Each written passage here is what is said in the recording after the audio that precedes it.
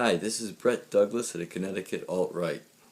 Tonight I'm going to talk to you about a touchy subject for many viewers, American Zionism, and the effect it has on us American citizens and our friends in occupied Israel.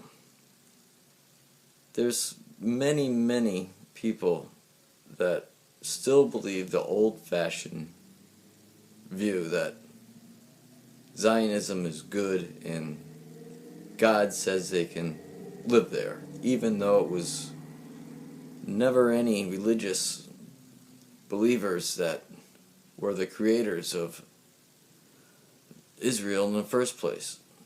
They believed the Bible was history, but that's just one area right there. It's very complicated. And before I go really into it, if somebody really is interested in this subject, I believe that they should go. I talk to a lot of people about this, and I do some research on it. I've read a few articles and here and there over the years. And my favorite was a man named Michael Peled, Mikopeled. He has several videos on YouTube, and he wrote a book about his father. His father was a general during the 7-Day War of Israel, and obviously I believe he's deceased now, but this man is very knowledgeable on this, and he has the backing for his knowledge. So that's just one thing, Michael Peled. But we're going to go back to the Balfour Declaration. England didn't own the land in Israel, and it was occupied. It was a big city of Jaffa they forced about 80,000 people out of their homes. They pillaged. The same way we moved Indians west, into westward movement. Other words, we stole land and we forced the people off it by forcing them off it. Colonializing. That's what they did over in Israel, colonialism.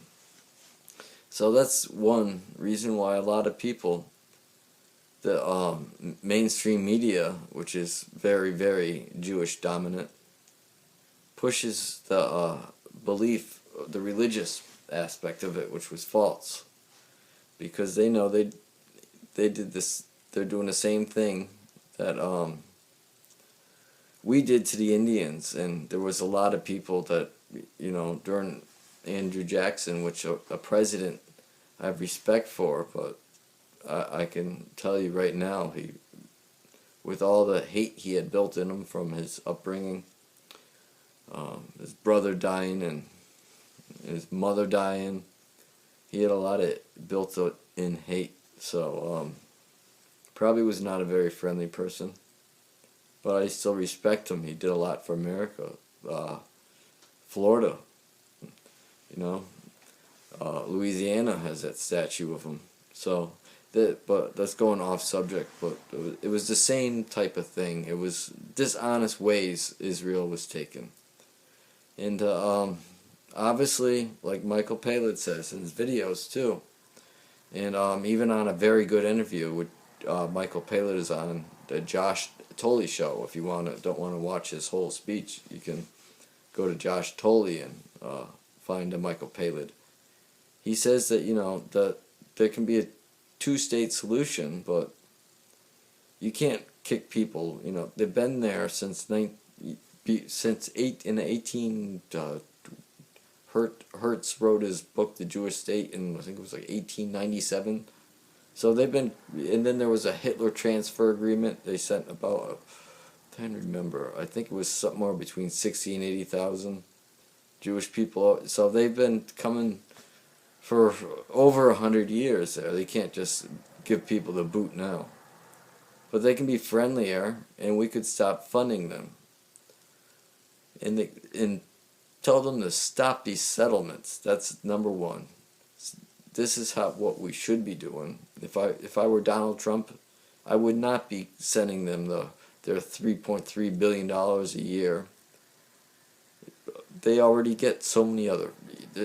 It's a very, very crooked operation. They're getting all this money to build these settlements, and they don't even have the common decency to give the Gaza citizens proper water.